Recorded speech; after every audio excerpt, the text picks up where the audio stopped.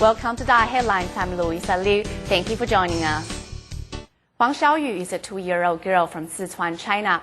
Last year, her leg was badly scalded in a household accident, but her family has been unable to afford the plastic surgery required.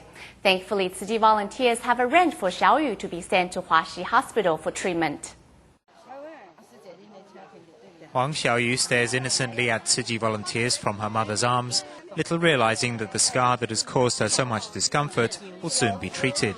Last October, the little girl tipped boiling medicine over her leg. Her parents were unable to keep up with hospital bills and had to stop treatment early. Since then, a hypertrophic burn scar has grown worse. It gets hot and itchy. If it's a little warm, she scratches it. She hasn't been comfortable. She feels better in air conditioning. She always wants to put ointment on it. Xiaoyu's father does not have a steady job and her mother is a farm worker. But after the Sichuan earthquake, the family's fortunes changed when they moved from Anqian to Zhouling village to call on elderly relatives. I said there was something wrong and told them to take her to the hospital. The doctor said she needed surgery. We can't do that here. We have to go to a big hospital. Xiaoyu's great-aunt took the 2-year-old to see doctors from Tzu Chi. You people from far away are kind enough to help my grandniece. We don't have money for her operation. I said we have to think of a way, even borrow if we have to. I borrowed from my younger sister. She's working outside the village. She has a child in high school and her home collapsed. It's not easy for her. I only borrowed from her. Volunteers at the free clinic in Zhouling decided to send Xiaoyu to hospital. If she doesn't get surgery soon, her knee will be ruined. So we are taking her to Huaxi Hospital to do what we can. Just as things seem to be looking up, Xiaoyu gets cold feet.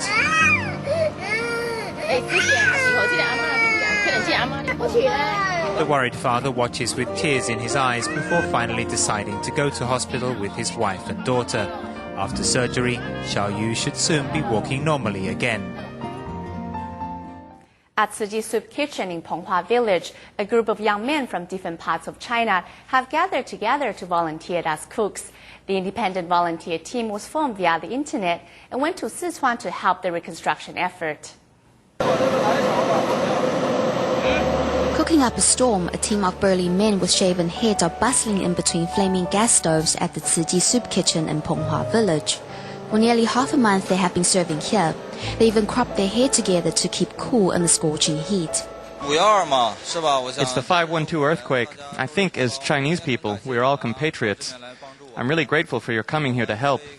As Chinese citizens, it's our obligation. Volunteering as chefs, amongst these hard-working young men, Wang Qingfeng from Beijing is the only one who is familiar with cookery. Although a painful burn on his arm temporarily incapacitates him from cooking, he keeps himself busy by offering culinary suggestions.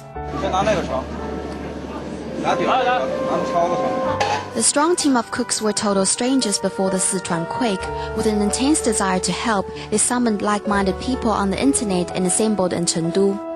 The group began by helping rebuild local temples and erect 10 schools. Now they add their efforts to the soup kitchen. What we had in mind was to continue along the way and stop where help was needed. That's how we got here.